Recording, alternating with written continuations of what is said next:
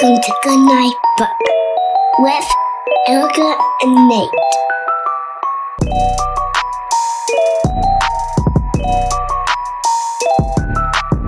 We all have to learn that taboo is basically $10,000 pyramid sometime, you know? We went through that that's like a rite of passage for most people. Dick Clark was the host, right? Was that him? Mm-hmm. Ah, that sounds right. It's somebody real recognizable. It's not a Woolery. No. It's not a Barker. It's not a Martindale. Ooh, don't know that one. Wink Martindale. What an amazing name. That's good. Bob Eubanks. Oh. Mr. Belvedere. That's what I think of him. I don't think of him as a game show host. Do I have that right? I'm sorry, what? Nope. Got it wrong. I don't think so. Are you thinking of Bob Euchre? Drop kick a jacket as he walked through the door. No one glared. That's funny. I was like, why does she have such a warm spot for Bob Eubanks? That's great. That's great. So obviously the book we're talking about today is Big Red Barn by Margaret Wise Brown and illustrated by what? Record scratch. Felicia Bond. Felicia Bond. And it had to be done. You had to do it. She used markers, not paint. I don't know. Never mind. I'll work on that. I'll edit them later. Okay. So, do you want to start with our synopses? Yeah. This is our third Margaret Wise Brown joint, by the way. She's getting, I mean, I feel like we owe her because we stole her milieu for the, cover art and name of our program. So I feel like we're we could have called this the Big Red Podcast. Big Red Book. Yes. Okay. Anyway, maybe the reference might have been lost on just a few people. Probably. I guess we whereas probably the other one has more a popular bit more recall. Yeah. Okay. Yeah. Let me start with mine, if you don't mind. I'll Please just hop in here. Okay. Here we go. I wrote this in a very odd voice today. Animals and landscapes are just... Can you do the voice, please? You wrote it. Animals. Animals and landscapes are described throughout the day at a Big Red Barn. It's a book in which the rhyming scheme keeps you on your toes, and there are eggs and Easter eggs, I will talk about that as a part of my highlights. Whoa, what a teaser. Hey, stay tuned, everybody. We'll be right back after this. I'm just kidding. We'll be right back after my synopsis. That was a good synopsis. Kind of all over the place for you, I feel like. It was it was Margaret Wise Brownian, actually. Okay, here's mine. The voice was great.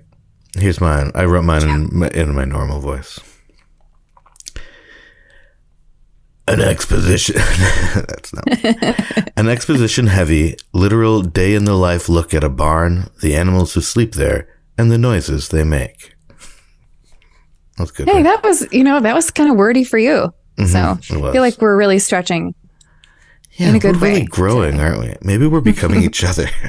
Oh my God. It's only a matter of time, Nate. Yeah, that's what this podcast has been about. We'll find out in episode 1000. It's a little bit of a Freaky Friday. Oh, yeah. Yeah, be careful about saying the same thing at the same time over an ancient mask of some kind. I thought you meant just today, because we are recording on a Friday. I thought you were just saying it's kind of a weird day. Okay, so I've never read this book. I've never seen this. Hey, officer, I've never seen this book in my life. I swear to God. I've never seen this book, and I gotta say, my first impression, I miss Clement. Oh, yeah. I know. It's not the same. You don't even believe, really, that it's a Margaret Wise Brown book. Is that red? Right? I can't tell. Is that green? I'm not sure. The cover still is red and green. It's true. It's true. I wrote down the dates of the sequence of things. So, okay, great. 1942 was Runaway Bunny, which we've already done. 1947 was Goodnight Moon. And this bad boy came out in 1954. So for those that are doing the math, that is, which includes me at this particular moment, so that's a 12-year difference between Here it Runaway happened Bunny. live. Between Fast math. Runaway Bunny and this? Yeah, 12 years. And buying myself time, 7 years between Goodnight Moon and this guy. So maybe she and Clement got tired of each other. They parted ways. She was looking for a softer, gentler illustrator. If I know Maggie, they probably had a heated affair and it all ended badly and burned bridges. You know what I'm saying? Yeah. Yeah, I know. That's true. And you do know her. If that's one thing I've learned from you that I am now taking on into my personality is knowing Margaret Weiss Brown intimately. Trust me. Let's just say, call me Clement. Please, actually, don't call me Clement. I made that pretty clear, I think. Yeah, Miss Clement, I like his art. But this Felicia Bond, do you know her work at all? No, I don't. I did not dig into that. She is the artist that teamed up with Laura Numeroff to do like if you give a pig a pancake, if you give a mouse a cookie. Yeah. Oh, yeah. There's like 1,000 of them. And sure. She did the illustrations for that, which I like the illustrations. I like her illustrating in those books better than I like her illustrating in this book. It's fine, but I feel like she's better suited for something a little more silly. You know, Margaret Wise Brown is just like pretty... just obtuse, not so silly. Obtuse, and I can't remember how you described it, but it's basically a recitation. I think you said exposition of a barn and the field around the barn. And every review I read on it. Okay, first of all, I don't have the book anymore. Did you have it in physical form, or did you read it as a PDF? As a PDF. Okay. As it was intended, yes. As God intended, yeah. The parts that I could not get past the first 2 pages with the first 3 people I picked to read it to me, because the first one was like animating on top of the illustrations, like action happening. And I got a little uptight and said, no, let's just look at the pure illustrations. And then the other people, one person was really bad at reading it and kept missing words. I mean, how many, like, these people were at the top of the Google list. I don't understand. They just and understand then finally the third SEO, one was, I guess. They just self-evident orchestrations. Search engine optimization. Okay. Good guess, though. I learned something today. Are you writing that down? Mm-hmm. Good. I'm going to use it in my next business meeting. Hello, welcome to the business meeting. Today I'd like to talk about SEO. Oh, and if you don't know what that means, you need to leave the Zoom call right now. I'll wait. Okay, can you guys tell me what it means then? Anyway, you hang up. Everyone. You end the meeting for all. Yeah. Zoom humor. Zoomer. Zoomer. Anyways, so I don't know if I had a point with that, other than like, I can't be read to, I guess is my point. I finally got through it and realized, no, it's I mean, what are we doing for our kids then? Well, but I did realize why they might have added some animations to this book, because it's kind of, it's slow. It's for small children to understand what a horse is, I guess, and where the kids don't play today. I do like that they excluded they explicitly excluded the humans. I feel like that was nice. Like, let's not look. We're not talking about them, okay? It's not about the humans. You had enough time. You had enough time in Goodnight Room. Although they didn't, did they? Was that bunnies? No, there are no humans except for that shocking moment to me in Runaway Bunny in any of the Margaret Weiss Brown books. I would we've say read so far. I would say that in the circus scene there are humans. Uh, In Runaway Bunny, but they're more like context. They're like the background. that's Definitely true. not the character. She likes to write about animals. I agree with that. I did like the so the rhyme meter, the rhyme and meter. Again, I actually do enjoy the rhyme and meter. I like how it's like it bugs you a little, like an unresolved. As you know, as everyone I'm sure knows, and you know from being in band class with me, I'm an extremely talented musician. I basically think in music, Right. So all of my examples, sorry if you don't understand this, but I'm kind of a concerto. So like an unresolved chord. I feel like this is filled with where you're like, this is just unsettling. Like, I guess that rhymes, but why? Yeah, like what she's trying to do. She leads you down this path of pink pig learning to squeal. I can't remember what the rhyme is, and so you're kind of you immediately are like, cool, we're gonna rhyme every page. Nope, we're gonna skip a page, or we're gonna do 2 on this page, or we're gonna rhyme barn with long. And then sometimes there's gonna going to be like it. horse and horse is going to be your southern rhyme. Back to moon and moon. Yep, it is back to moon and moon. But again, that was fine with me. It kind of actually reminds me a little bit of Magic Eye posters. Do you remember Magic Eye? Yes, I have the same feeling in my stomach about that as I do about this. Those for the listener, in case you don't remember Magic Eye, the visceral way that Eric and I apparently do. They were like these posters that were like computer generated images that didn't make any sense until you stared through them. And then you could see the 3D form appear, like a unicorn or whatever. Yeah. And have you tried to do them lately? Have you done any lately? I feel like yes. Semi-recently. I think I found some and was like, oh. And then Did you have success? Yeah, I'm way better at them now. Oh, that's so funny. I am worse at them. Worse. Like I can't do it. It's like something happened with my eyes where well, I think that's probably or just good. my brain is soul died. I don't know. I'll tell you what happened to my eyes is that at some point I started just getting a drifty eye that I can just detach one of my eye with my brain. So it just like, I mean, I don't do it accidentally. Like I do it when I'm like laying down on my side.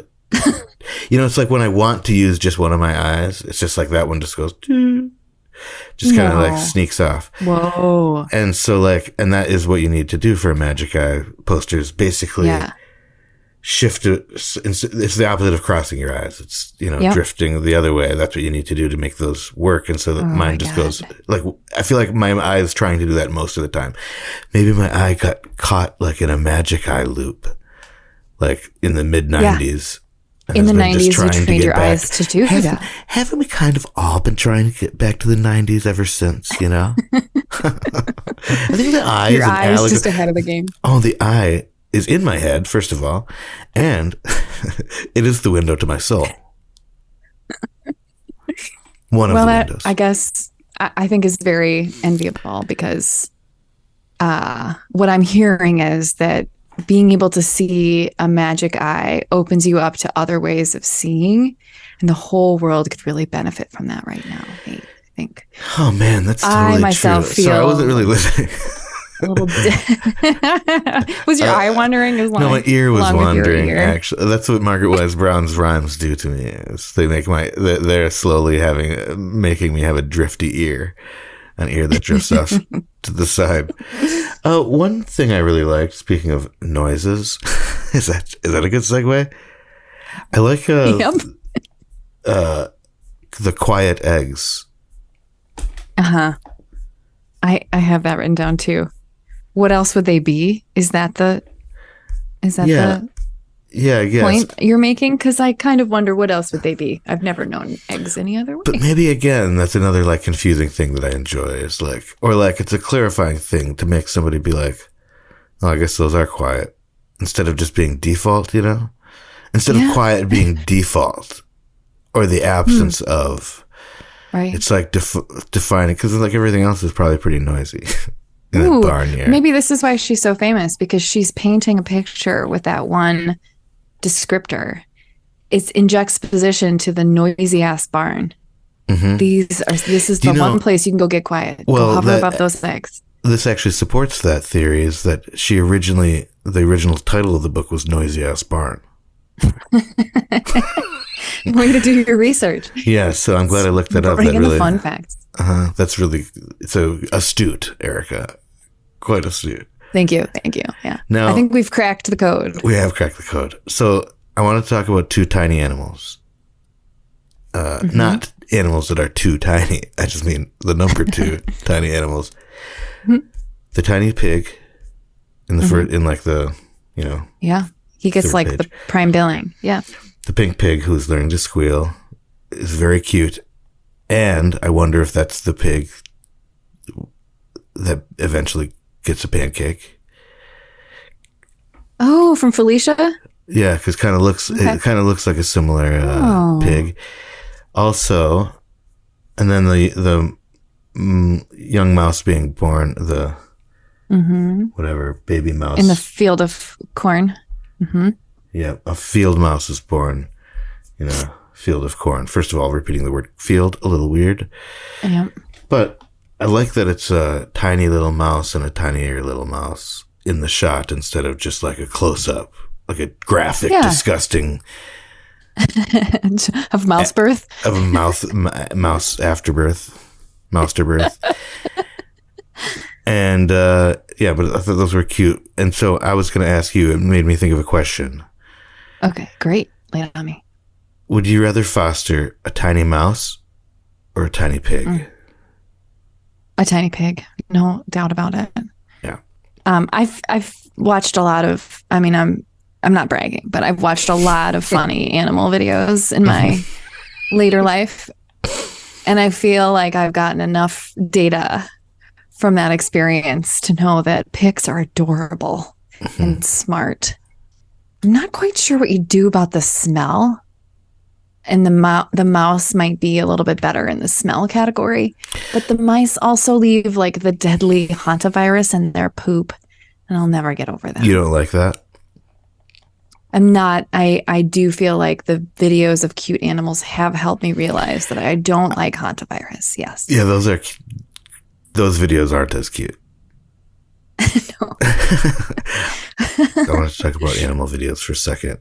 Mm-hmm. I hear, I don't want to blow you up too much, but you do like watching animal videos, is what I've heard. You've watched a lot of them, cute ones. Yep, this is my my thing. What about the subcategory of unlikely animal pals? And the reason I ask is because there's a scene in this book where there's a page in this book where a little kitty is playing with the puppies. It's like a bunch of puppies, good detail. And then a little kitty playing around too, and I liked that and made me think of those unlikely animal pal videos. Unlikely animal. I pass those by. I need about one of them a year. Mm-hmm. Yeah, I want to know about a Great Dane and a deer. Yep, give it to me. Cheetah and a dog.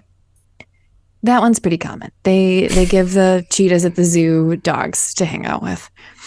One time I saw a dachshund attack a lion. That was pretty cool. And the lion was just like kerpluff with his paw and just like pushed the dachshund off, and the dachshund was fine. But I am more about cats in boxes, out of boxes, in bags, jumping from a cucumber laying next to them. Like that kind of stuff is my jam. However, really, let's go back to what you observed. I'm really impressed with the level of detail. Do you have any more nuances like that? Because I've got an Easter egg coming up here. Oh, I want to hear this Easter egg. Let's skip to the Easter egg. Okay, well, I don't have it open anymore, but it's on the page where there's a big pile of hay and a little pile of hay, and this is where the children play, but not today. That whole moment where you're just led down this path and then given a hard left. So in that, on my video copy, the bucket holds a very specific character that feels like licensing should have gotten involved with. Yeah, maybe. Do you see a character? Yes, it's an upside down Snoopy. Yeah. I've never seen it before. I read this book all the time to Olive, Do you think this is 8 years ago. a Mandela effect thing? Like it didn't used to have that, but then something happened shifted. We shifted into a different reality. We're now suddenly there. Unrelated, really unrelated. Yes, okay. I do think it's that. But I think this is a good story. When we were kids, me and you, no, you were, specifically. You were a kid. You were also a kid, probably. Rob and I were kids. My brother and I, anyway, something on the news. There was like a brief, it was in Nicaragua. There was, water cannons involved, like on a protest or something. And there was a Smurf on the side of the water cannon. My brother said, we didn't see it.